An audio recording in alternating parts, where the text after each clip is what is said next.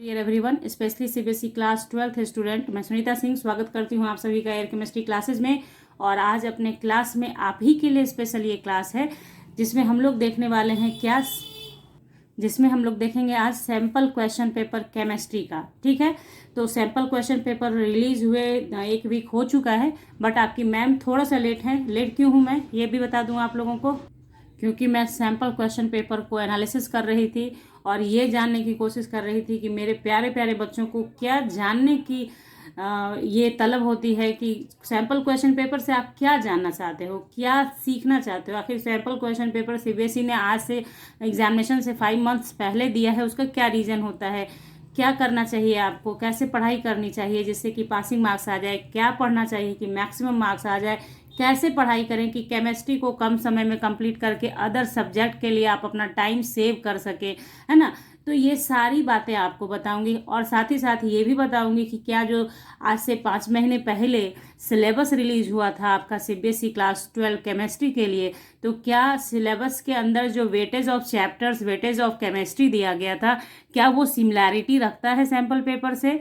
मतलब वहाँ पे भी बताया जाता है आपको कि फलाने फलाने चैप्टर से इतने मार्क्स का, ऑर्गेनिक केमिस्ट्री से टोटल इतना मार्क्स, फिजिकल केमिस्ट्री से टोटल इतना मार्क्स। मुझे मालूम है बच्चों, मैं दिन भर आप बच्चों जैसे बच्चों के साथ ही रहती हूँ, इसलिए मुझे ये पता होता है कि बच्चे क्या जानना चाहते हैं और उनको क्या नहीं मिलता है, क्यों वो इधर उधर अपना दिमाग लगाते रहते हैं। तो वो सारे आपके दिल दिमाग में जितने तरह का सवाल उठ सकता है, उन सारे क्वेरी को मैं यहाँ पे सॉल्व करूँगी। और उसके बावजूद अगर कुछ रह जाए, मान लो जब वीडियो बना रही हूँ, हो सकता है कुछ क्वेश्चन आपके दिल दिमाग से नहीं पढ़ पाया मैंने, तो उसको आप कमेंट सेक्शन में डालना और मैं आपका उसका सॉल्व कर दूंगी। Okay, clear. चलिए स्टार्ट करते हैं अपना वीडियो। ओके, वीडियो अच्छी लगे और आपके समझ में आ जा रहे हैं बच्चों, तो फटाक से अपने ग्रुप में शेयर कर देना ताकि वही बच्चे भी समझ जाएं और साथ ही साथ उन्हें प्रिपरेशन करने में भी हेल्प हो। मेरी कोशिश होगी केमिस्ट्री से आप ज़्यादा से ज़्यादा टाइम सेव कर लें, उस टाइम को आप अपने फिजिक्स, मैथ या फिजिक्स, बायो, जिसका जैसा सब्जेक्ट वैसे करना यूज। ओके, तो चलिए सबसे पहली बात, मैंने आपके लिए सिलेबस फिर से लिखा है, देख लो। यहाँ केमिस्ट्री का सिलेबस था जो इस तरीके का था, चैप्टर्स थे, वेटेज और यानी कि मार्क्स था। ठीक है, सबसे पहले देख लो 3 चैप्टर्स आपके फिजिकल केमिस्ट्री से आएंगे, 3 चैप्टर्स, ओनली 3 चैप्टर्स आपके फिजिकल केमिस्ट्री से आएंगे।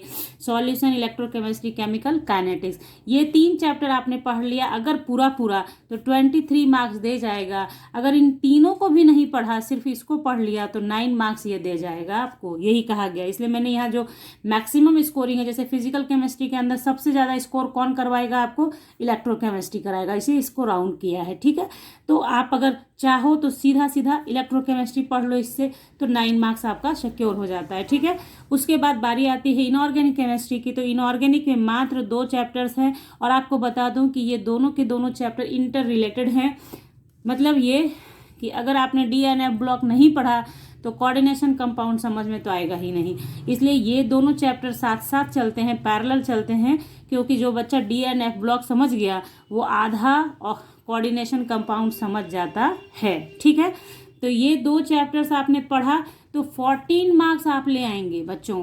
देखो ध्यान से, 14 मार्क्स। और आपको मैं एश्योर करती हूँ बच्चों, इतना इजी ये चैप्टर्स है ना, आपको मतलब क्या समझाऊँ मैं, कैसे मेरे सामने होते तो मैं आपको शायद समझा पाती, बट आप समझो इसको, बहुत इजी है, बहुत आसानी से मार्क्स आप ला सकते हो। इसमें न्यूमेरिकल नहीं आता है उतना टफ, जैसे फिजिकल केमिस्ट्री के अंदर न्यूमेरिकल आते हैं जिसमें आप फंस जाते हैं बार बार, तो इसके अंदर न्यूमेरिकल नहीं आते हैं। क्वेश्चंस कॉन्सेप्ट वाले होते हैं, बस सिर्फ और सिर्फ आपको कॉन्सेप्ट समझाना है और आपने मार दिया छक्का। ठीक है, तो यहाँ पे 14 मार्क्स, ओनली 2 चैप्टर्स। ओके, तो चलिए ये हो गया, इनऑर्गेनिक केमिस्ट्री का पार्ट हो गया। उसके बाद यहाँ पे देखिए हेलो, ये जो ऑर्गेनिक का पार्ट्स है, मैं बार बार नाम नहीं लूँगी चैप्टर्स का, आप चैप्टर को स्क्रीन पे देखेंगे, ये ऑर्गेनिक का पार्ट्स है। और इसमें सबसे ज़्यादा स्कोरर कौन है, aldehyde, ketones and carboxylic acid, क्योंकि बड़ा सा पार्ट है।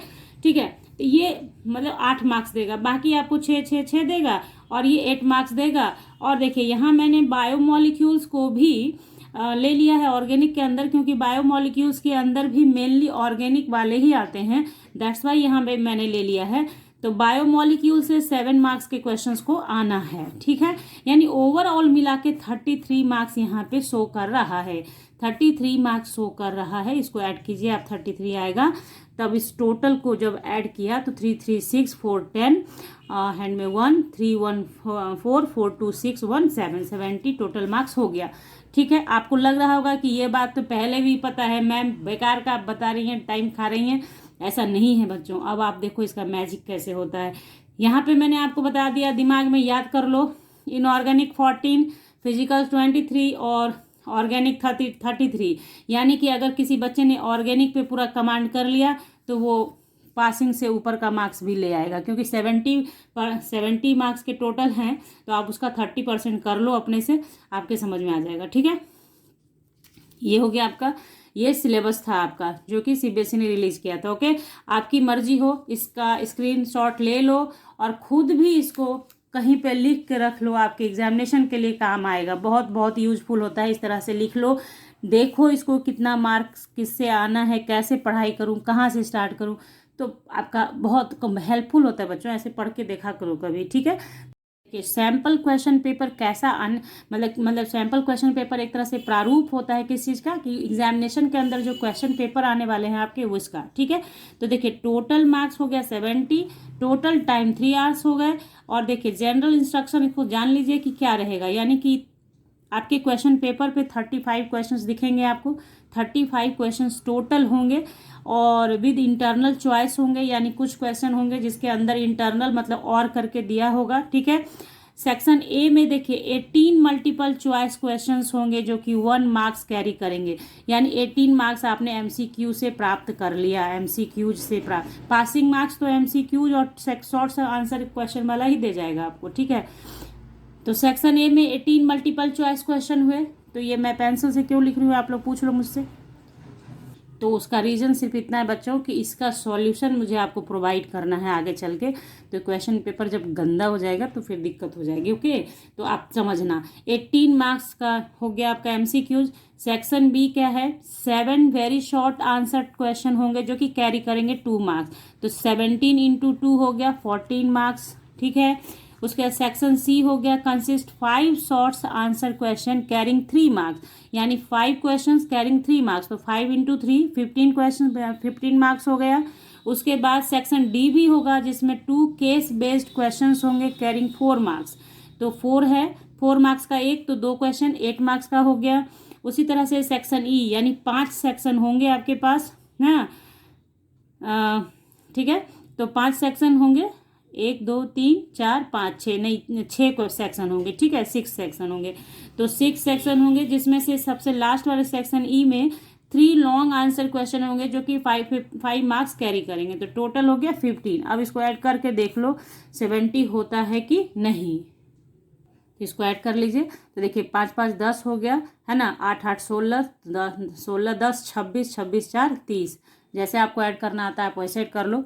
30 हो गया, हैंड में 3 है आपके, 1 2 3 4 और 3 7, 70 नंबर हो गया टोटल। आपने जो देखा था वो हो गया। अब देखिए यहाँ पे आपको दिखेगा कि मैंने ये देखा है मतलब ये देख के भी कि सेक्शन ए में साफ लिखा है there is no internal choice. यानी कि सेक्शन ए में जो भी है आपको बनाना ही बनाना है, उसका और करके कोई क्वेश्चन नहीं मिलने वाला है आपको। यानी 18 क्वेश्चन जो दे रखा है मतलब उसका इंटरनल चॉइस आपको नहीं है, ओके।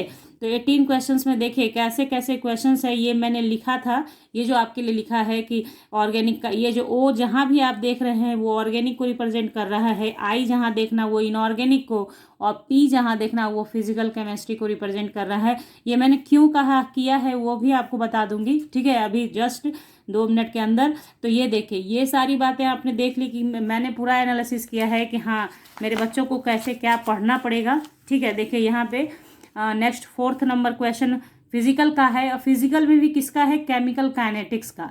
फिजिकल में भी किसका है, केमिकल काइनेटिक्स का।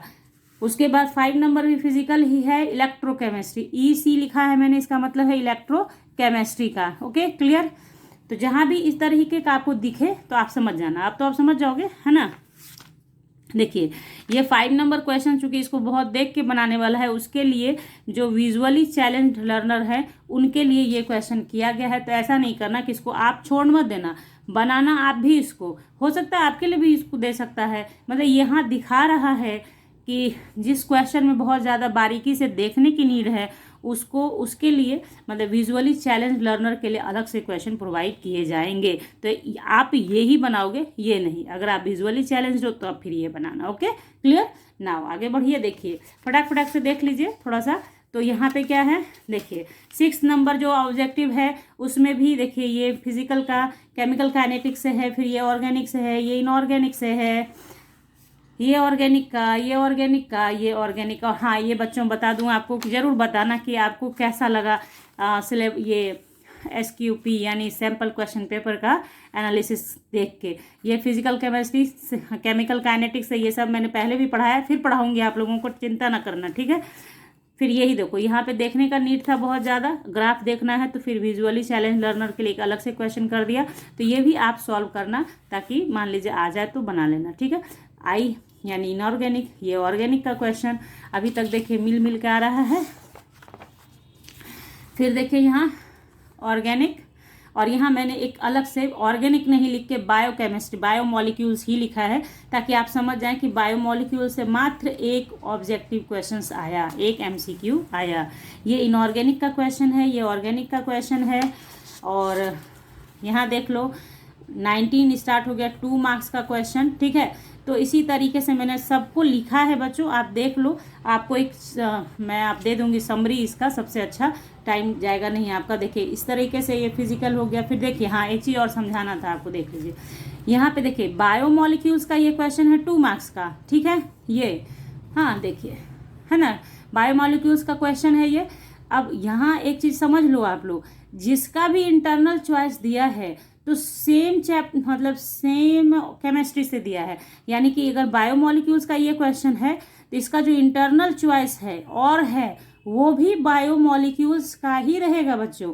इसलिए मतलब आप समझ लो, इंटरनल चॉइस का मतलब ये नहीं कर, सैम्पल क्वेश्चन पेपर आपको बता रहा है कि इंटरनल चॉइस अगर देते भी हैं तो ऑर्गेनिक का इंटरनल चॉइस भी ऑर्गेनिक होगा। ऐसा नहीं कि एक ऑर्गेनिक का दे दिया और इंटरनल चॉइस में फिजिकल केमिस्ट्री चाहे इनऑर्गेनिक का दे देगा, ऐसा नहीं होगा।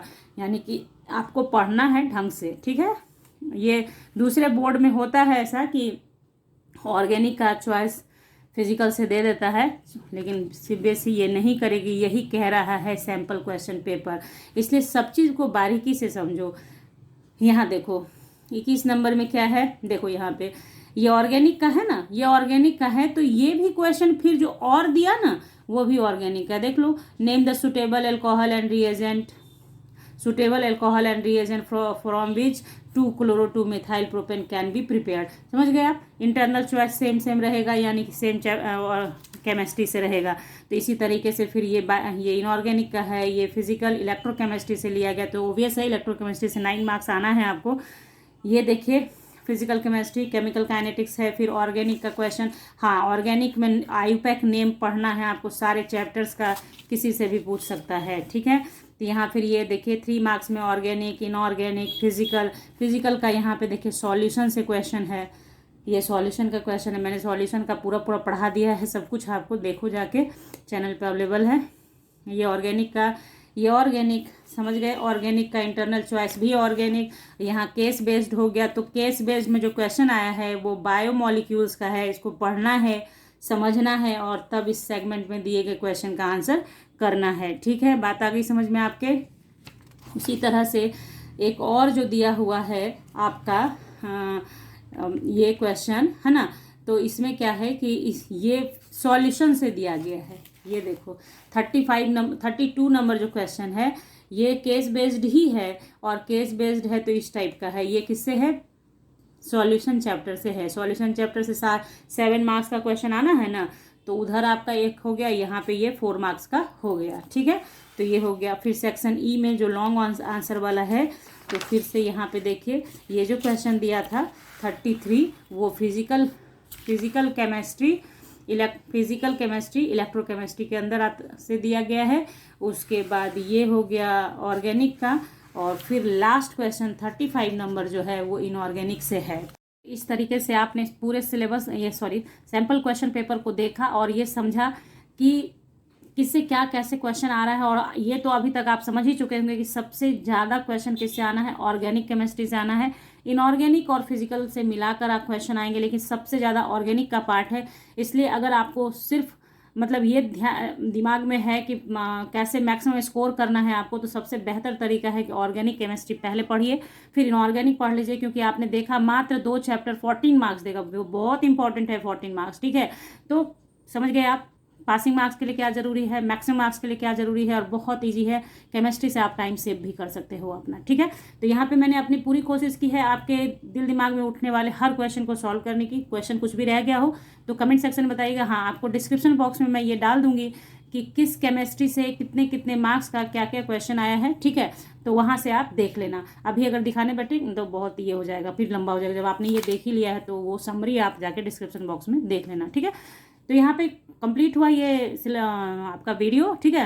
अब इस वीडियो के बाद मैं आपको सॉल्यूशन का तो दे ही चुकी हूँ, न्यूमेरिकल प्रॉब्लम अब दूंगी। उसके आगे और सारे चैप्टर्स के जो इंपॉर्टेंट क्वेश्चंस होंगे आपके लिए वो देती रहूंगी आपको। तो बने रहना है आपको, साथ में सब्सक्राइब करके चैनल को विथ बेल आइकन, ताकि वीडियोज़ की नोटिफिकेशन मिले। मान लीजिए मैंने वीडियो डाला, आपने को नोटिफिकेशन ही नहीं मिला तो आप देखोगे कैसे, तो सोचोगे सुनीता मैम ने तो डाला ही नहीं, तो क्या देखना है। तो ऐसा नहीं हो, इसके लिए बेल को जरूर दबा लेना और आराम से रहना, वीडियो आपको मिलती रहेगी। तो मिलते हैं नेक्स्ट क्लास में नेक्स्ट वीडियो के साथ। तब तक के लिए bye, thank you, take care, have a nice day बच्चों।